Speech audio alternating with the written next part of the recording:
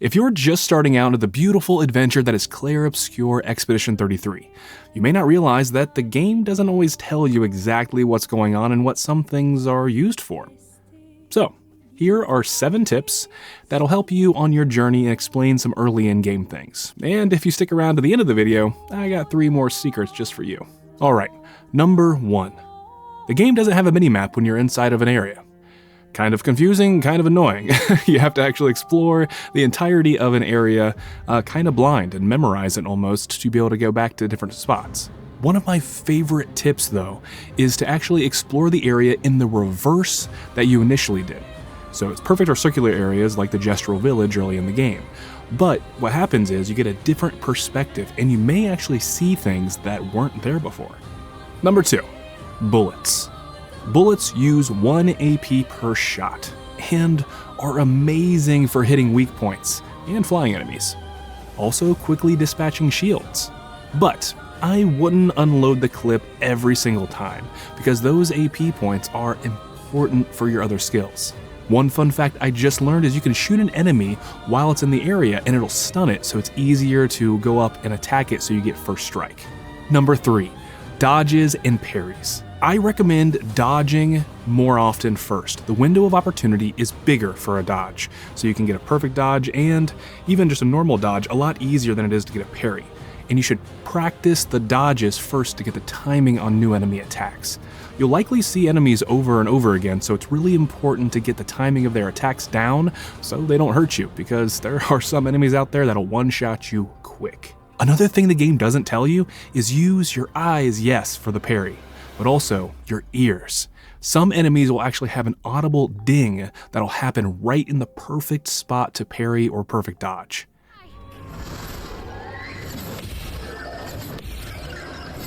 Number 4, expedition flags. So former expeditioners would actually plant these flags on their journey, which is amazing. You can rest there, you can level up your attributes and get new skills. And a really cool thing is it actually refills all your limited use items like tents. But the one caveat is it does respawn every enemy, which is actually amazing if you plan on grinding out some levels. Number 5, Pictos and Luminas. Change your Pictos often.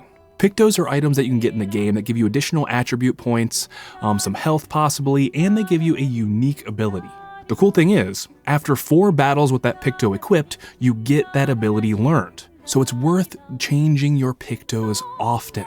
And the cool thing is, once that ability is learned, it turns into what's called a Lumina. And from there, you can actually use what are called Lumina points to learn that ability without having that Picto attached. The downside is you don't get the attribute points for that specific item, but it can make you mix and match Lumina abilities with really good gear that gives you better attribute buffs. 6, weapons. Weapons tend to scale off of 2 attributes, and they have a letter grade that does coincide with how well it does scale off those attributes. So it's great to know if you have a specific weapon that you like to use, knowing what the attribute point it uses, along with what attribute points to gain when you level up, and attaching those and make them coincide with each other. Now that's not always the case, and sometimes some attributes are just better for a certain character.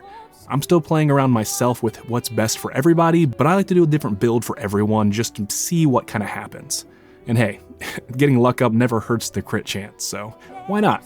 And 7, party XP. So your party actually gains XP, even those party members that are not in the initial party of 3, which is awesome. Everyone loves shared experience. There is one exception to that though.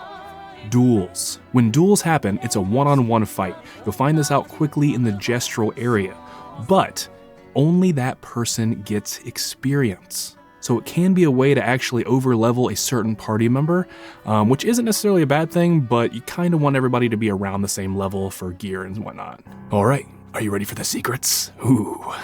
Okay, map secrets. If you use my first tip of exploring the area in reverse, it'll be a lot easier to find these. A really cool one I actually found via TikTok, because you know I'm not original, is in the manor itself. The manor has these little wall things that you can poke and turn on, and suddenly a room opens up if you do all of them.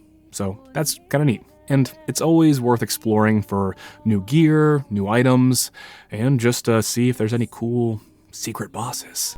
Ooh, is that my second one? Yes, it is my second one. Secret mini bosses. So there are areas that you come across that will say danger. That means it's extra scary. And it probably means those enemies will one-shot you. And that's okay. You can actually beat any enemy in the game if you learn their attack patterns and when to dodge or parry. The downside is you could easily get one-shotted if you mess up, so don't do that. Though the game is somewhat open world in the large world map area, I still would recommend before you leave big areas to make sure you mop up any of these extra bosses. 1, for the gear, 2, for the experience. Or if you don't want to battle in hard mode, I kind of get it, so come back later when you're strong.